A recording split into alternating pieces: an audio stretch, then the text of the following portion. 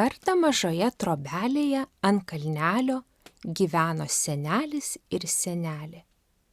Nieko jie daugiau neturėjo, tik vištytę ir gaidelį.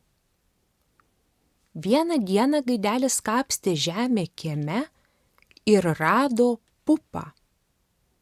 Labai apsidžiaugė senelis su senele ir nutarė tą pupą pasodinti. Paėmė senelė molinį puodą ir pasodino į jį pupą. Ta puodą padėjo po lovą ir nuėjo su seneliu miegoti. Naktį išdygo pupa ir ėmė labai greitai augti. Ne dienom augo, bet valandom. Užaugo iki lovos dugno, pradūrė jį ir augo toliau. Neužilgo pasiekė ir lubas. Seneli, kirsk lubas, liepė senelė. Senelis ėmė ir prakirto lubas. Bet greitai pupa priaugo stogą. Seneli, kirsk ir stogą, pasakė senelė. Senelis paklausė senutės. O pupa vis augo ir augo. Greitai priaugo iki pat dangaus. Seneli, pažiūrėk, pupa dangų pasiekė. Lipkime ją dangun, ragina senelė. Pažiūrėsim, kaip ten Dievas gyvena.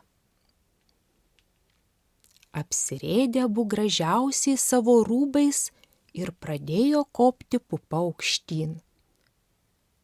Lipo labai ilgai, visą dieną, ir vakarop pagaliau pasiekė dangų.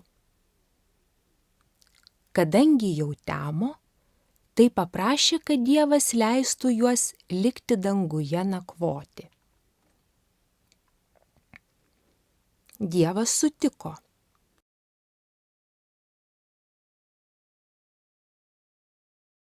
Gerai, galite lipti ant krosnies ir miegoti. Tik šiukštu, nelieskite mano dangiškųjų pyragų tešlos. Tikrai, tikrai neliesim, atsakė senelis su senute ir užsiropštė ant krosnies.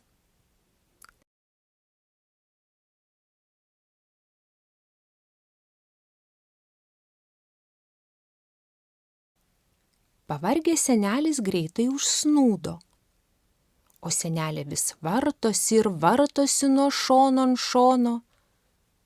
Gardus dangiškųjų pyragų tešlos kvapas užmigti neleidžia, net pilvas gurgti pradėjo. Man taip kvepia Dievo pyragai, kad negaliu užmigti, žadina jį senelė. Gal paragaukim po kąsnelį?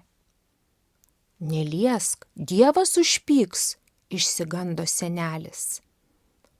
Bet senelė net neklauso, tik kyšt ranką prie duonkubilio, o šis tik pykšt ir subyrėjo, o tešla ant grindų ištekėjo. Puolė jiedu tešlą semti, bet susemt niekaip negalėjo. Vos tik saulutė patekėjo, duonkubilis pats savaime susitaisė ir tešla patin duonkubilin. Atėjo Dievas ir klausė. Ar nelietėte mano dangiškųjų pyragų tešlos? Ne, tyliai atsakė seneliai. Ach, jūs melagiai, supyko Dievas. Neleisiu jums daugiau gryčioje miegoti. Eikite į sodą ir ten po obelim nakvokit. Tik jokių būdų nelieskite nė vieno obuoliuko.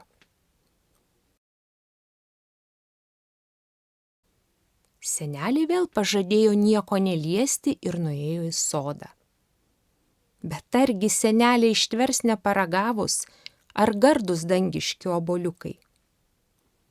Kai tik senelis nematė, ji nusiskynė vieną obuolį ir greitai suvalgė. kad ims obuoliai nuo obels byrėti, bum, bum, bum, visi nukrito.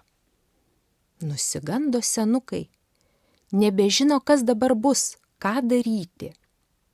Bet kai tik saulutė patekėjo, visi obuoliukai vėl į medį sušoko ir ant šakų pakibo.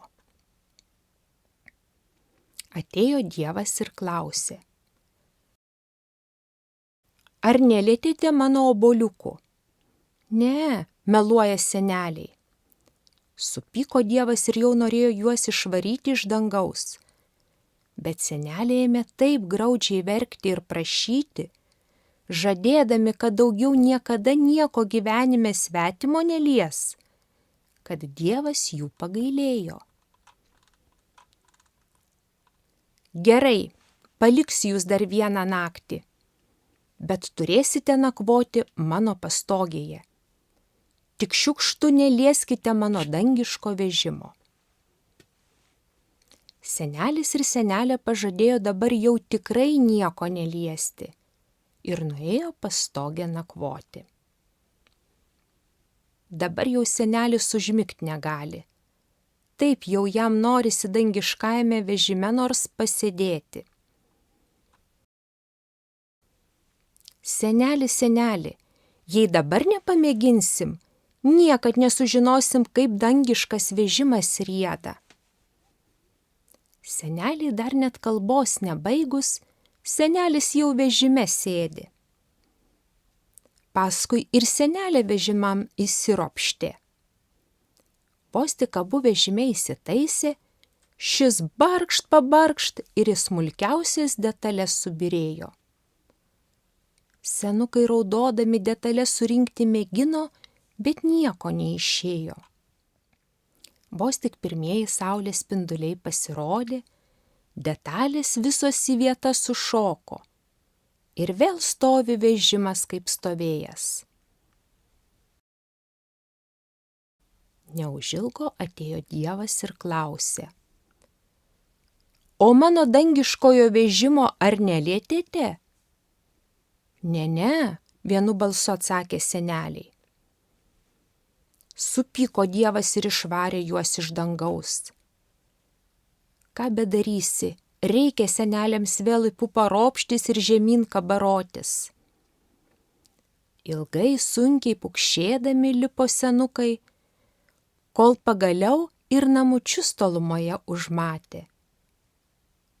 Tik pupa staiga triokšt ir nulūžo. O seneliai šlumšt per stogą per lubas ir nukrito į savo trobelę. Oi, kaip apsidžiaugė vištytė su gaideliu jų sulaukė.